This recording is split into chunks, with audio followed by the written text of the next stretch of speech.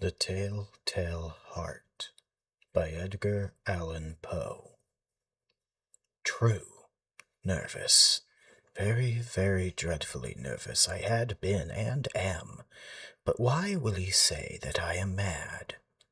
The disease had sharpened my senses, not destroyed, not dulled them. Above all was the sense of hearing acute. I heard all things in the heaven and in the earth. I heard many things in hell. How then am I mad? Hearken, and observe how healthily, how calmly I can tell you the whole story. It is impossible to say how first the idea entered my brain, but once conceived, it had haunted me day and night. Object there was none. Passion there was none. I loved the old man. He had never wronged me, he had never given me insult. For his gold I had no desire. I think it was his eye. Yes, it was this. One of his eyes resembled that of a vulture, a pale blue eye with a film over it. Whether it fell upon me, my blood ran cold. And so, by degrees, very gradually, I made up my mind to take the life of the old man, and thus rid myself of the eye forever. Now this is the point. You fancy me mad. Madmen know nothing. But you should have seen me. You should have seen how wisely I proceeded, with what caution, with what foresight, with what dissimulation. I went to work. Yes, I was never kinder to the old man than during the whole week before I killed him. And every night, about midnight, I turned the latch of his door and opened it, oh, so gently. And then, when I had made an opening sufficient for my head, I put in a dark lantern, all closed, so that no light shone out, and then I thrust in my head. Oh, you should have laughed to see how cunningly I thrust it in. I moved it slowly, very, very slowly, so that I might not disturb the old man's sleep. It took me an hour to place my whole head in the opening, so far that I could see him as he lay upon his bed. Would a madman have been so wise as this? And then, when my head was well in the room, I undid the lantern cautiously, oh, so cautiously, for the hinges creaked. I undid it just so much that a single thin ray fell upon the vulture eye. And this I did for 7 long nights, every night, just at midnight. But I found the eye always closed, and so it was impossible to do the work. For it was not the old man who vexed me, but his evil eye. And every morning, when the day broke, I went boldly into the chamber and spoke courageously to him, calling him by name in a hearty tone, and inquiring how he had passed the night. So you see, he would have been a very profound old man indeed, to suspect that every night, just at 12, I looked in upon him while he slept.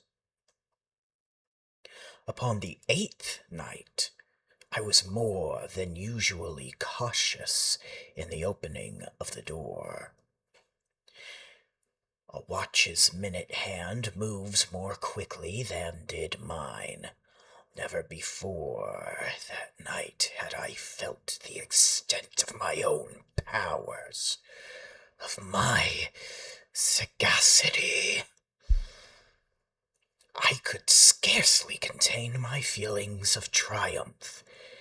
To think there was I, opening the door little by little, and he not even to dream of my secret deeds or thoughts. I fairly chuckled at the idea, and perhaps he heard me, for he moved on the bed sullenly, as if startled. Now, you may think that I drew back, but no. His room was as black as pitch, with the thick darkness, for the shutters were closed, fastened through fear of robbers. And so I knew that he could not see the opening of the door, and I kept pushing it on steadily. I had my head in and was about to open the lantern when my thumb slipped upon the tin fastening, and the old man sprang up in the bed, crying out, "Who's there?" I kept quite still and said nothing. For a whole hour I did not move a muscle, and in the meantime I did not hear him lie down. He was still sitting up in the bed listening, just as I have done, night after night, hearkening to the death watches in the wall.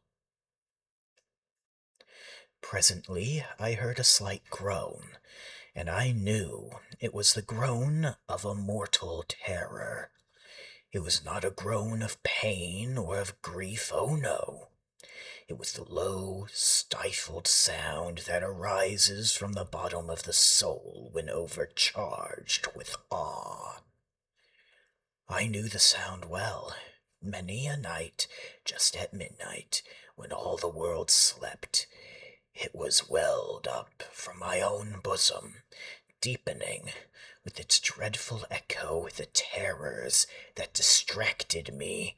I say I knew it well. I knew what the old man felt and pitied him, although I chuckled at heart. I knew that he had been lying awake ever since the first slight noise when he had turned in the bed. His fears had been ever since growing upon him.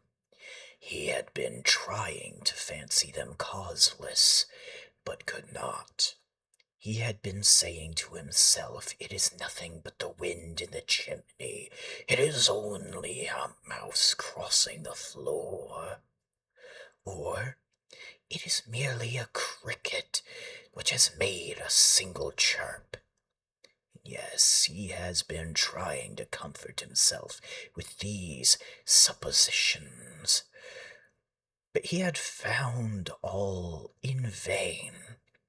All in vain, because death, in approaching him, had stalked with his black shadow before him and enveloped the victim. And it was the mournful influence of the unperceived shadow that caused him to feel, although he neither saw nor heard, to feel the presence of my head in the room. When I had waited a long time very patiently, without hearing him lie down, I resolved to open a very, very little crevice in the lantern. So I opened it, you cannot imagine how stealthily, until at length a single dim ray, like the thread of a spider, shot out the crevice and fell upon the vulture eye. It was open, wide open, and I grew furious as I gazed upon it. I saw it with perfect distinctness, all a dull blue with a hideous veil over it that chilled the very marrow of my bones. But I could see nothing else of the old man's face or person, for I had directed the ray as if by instinct, precisely on the very spot. And now, have I not told you that what you mistake for madness is but over acuteness of the senses? Now I say, there came to my ears a low, dull, quick sound, such as a watch makes when enveloped in cotton. I knew that sound well, too. It was the beating of the old man's heart. It increased my fury, as the beginning of a drum stimulates the soldier into courage. But even yet, I refrained and kept still. I scarcely breathed.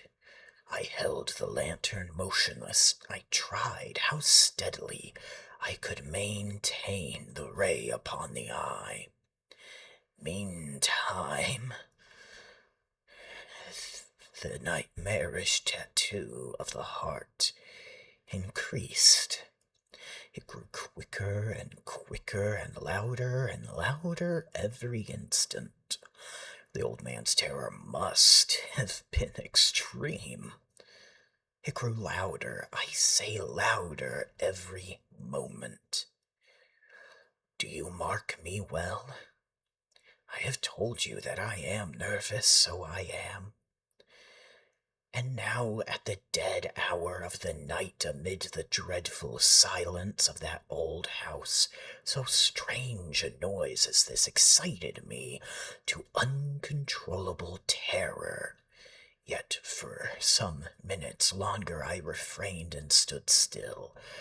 But the beating grew louder. I thought the heart must burst. And now a new anxiety seized me. The sound would be heard by a neighbor. The old man's hour had come. With a yet loud yell, I threw open the lantern and leapt into the room. He shrieked once only. In an instant I dragged him to the floor and pulled the heavy bed over him. I then smiled gaily to find the deed so far done, but for many minutes the heart beat on with a muffled sound.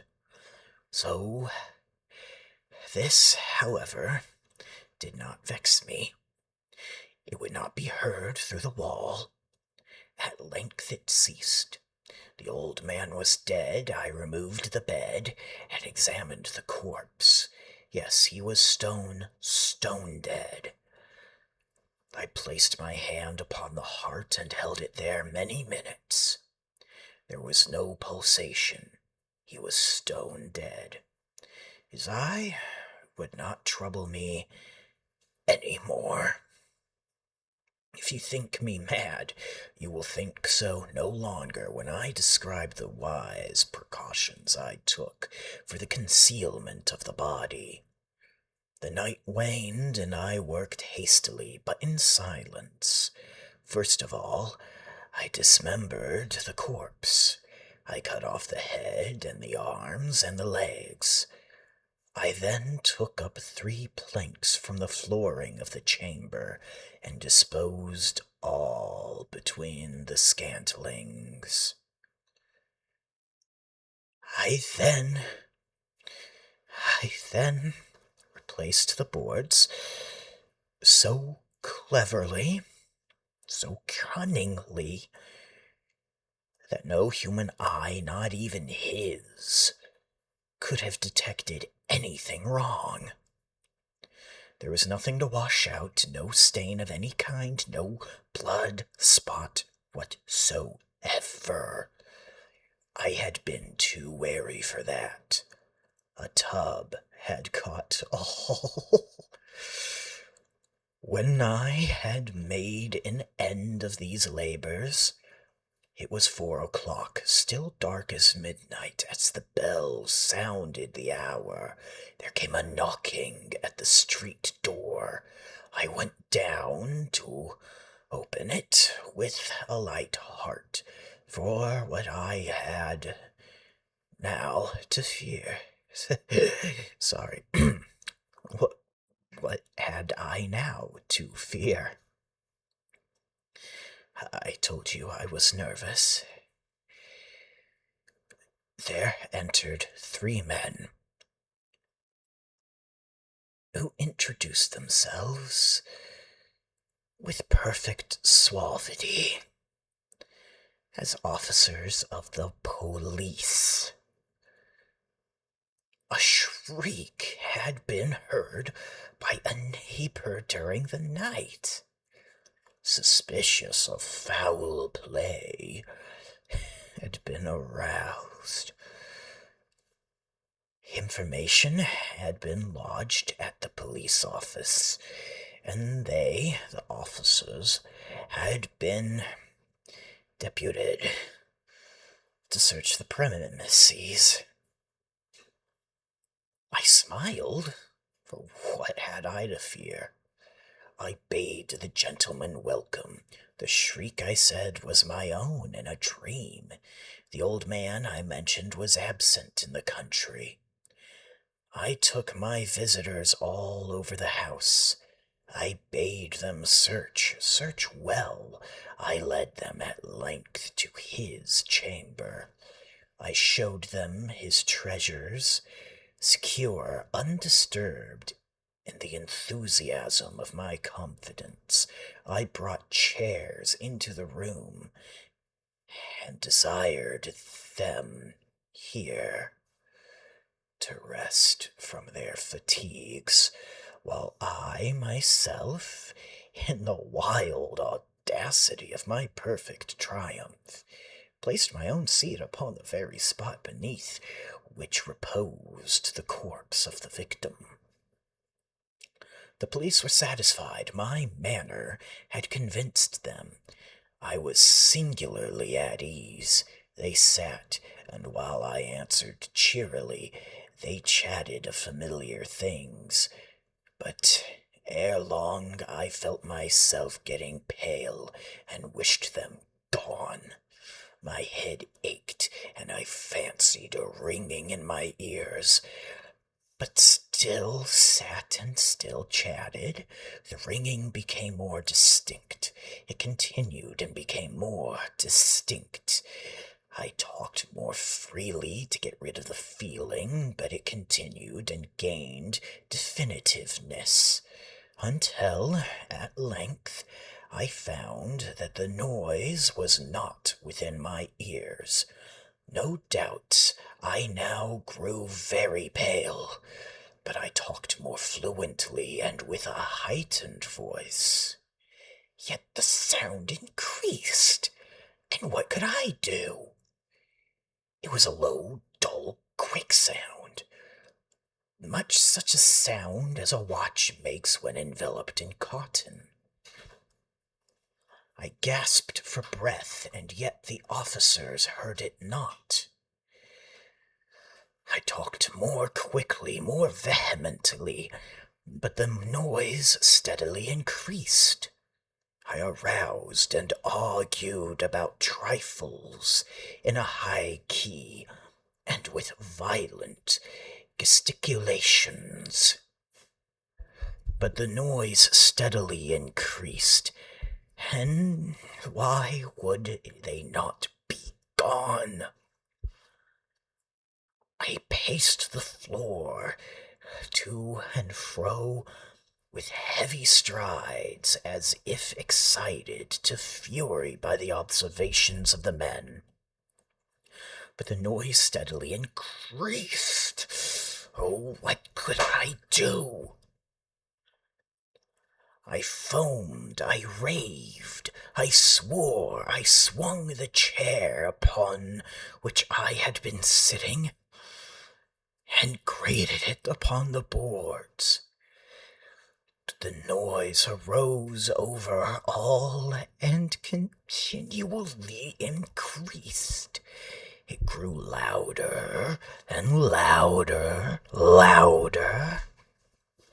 and still the men chatted pleasantly and smiled.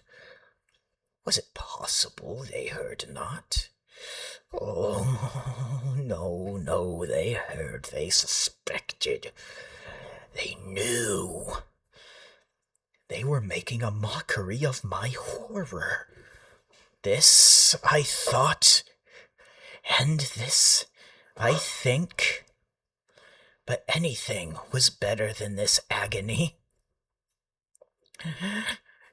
Anything was more tolerable than this derision. I could bear those hypocritical smiles no longer. I felt that I must scream or die. And now again, hark, louder, villains! I shrieked. Dissemble no more. I admit the deed, tear up the planks here. It is the beating of the hideous heart.